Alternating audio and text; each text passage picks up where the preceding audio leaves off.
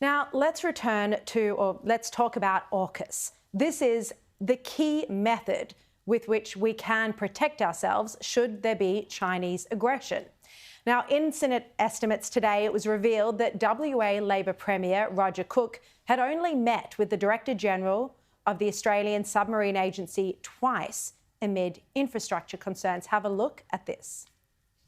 You're saying that you'd had, 18 or 16 or 18 meetings with the, I think that was that for yourself? So that was with Premier Markson.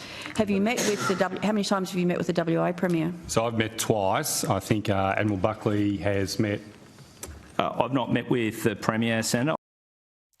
Those comments last week, not today, I should have clarified. Now, this comes as representatives from the US have already raised concerns about just how prepared Australia is for AUKUS, particularly the infrastructure needed in the HMAS Stirling vicinity. Well, to discuss this, let's bring in now Shadow Defence Minister Andrew Hastie. Andrew, thank you for your time. Look, what has concerned you about what unfolded in Senate estimates there last week? There are a number of things, Sharri, which concern me. The first is the lack of commitment from the WA state government to deliver AUKUS on time.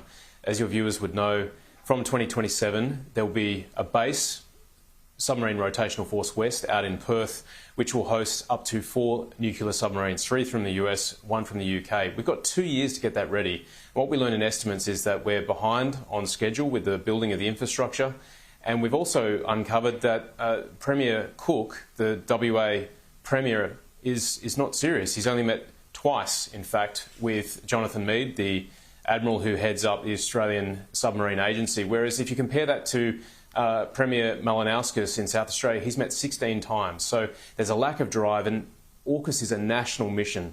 All local governments, all state governments and the federal government has to be driving hard to make this happen in 2027 and then by the start of the next decade when we get our first Virginia-class submarines. And just how concerned do you think that the US is over the pace that Australia is moving? Well, I've had plenty of feedback from the US and the UK. There is an ambivalence about AUKUS, particularly in Western Australia from the state government. And I think Richard Marles and the Prime Minister need to be doing more to drive this. Premier Malinauskas, I've got to give credit to him. He is mission focused. He said a couple of weeks ago in Canberra that AUKUS is a single mission for the 6 states, that they all should be working to deliver it along with the leadership of the federal government.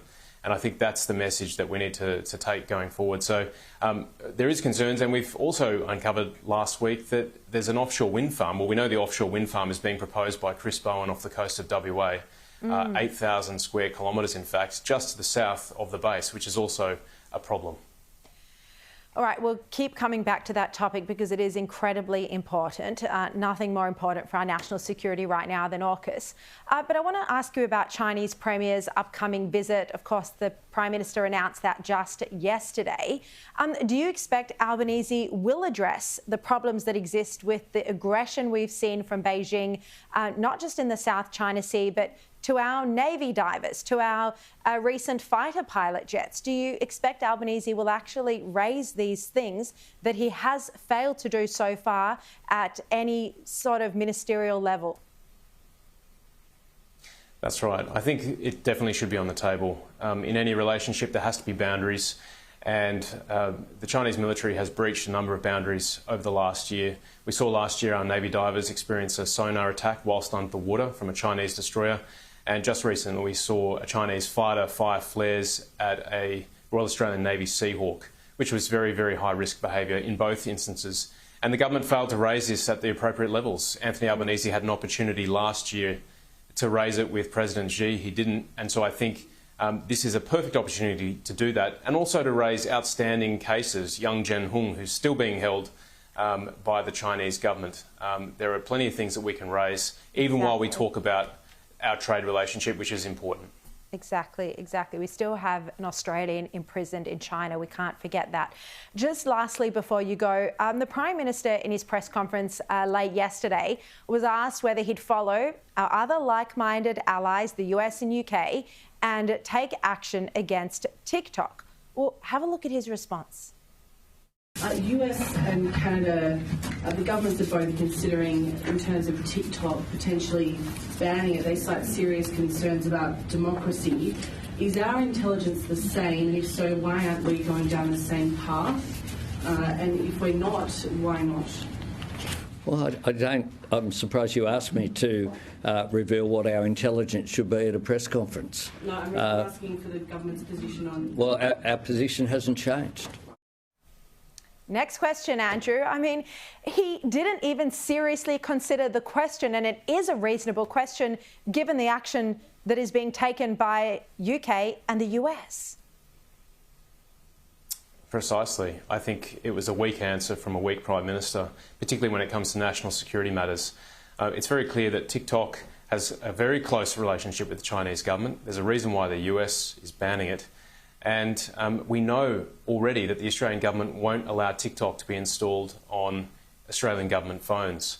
So there is a problem there, and we need to think about how we're going to protect the data of young Australians, which will be harvested by TikTok and potentially end up in the hands of the Chinese government. So these are really important questions, and I think that was just a very offhand and weak response from the Prime Minister. He didn't even take the question seriously. All right, Andrew Hastie, thank you very much for joining us this evening.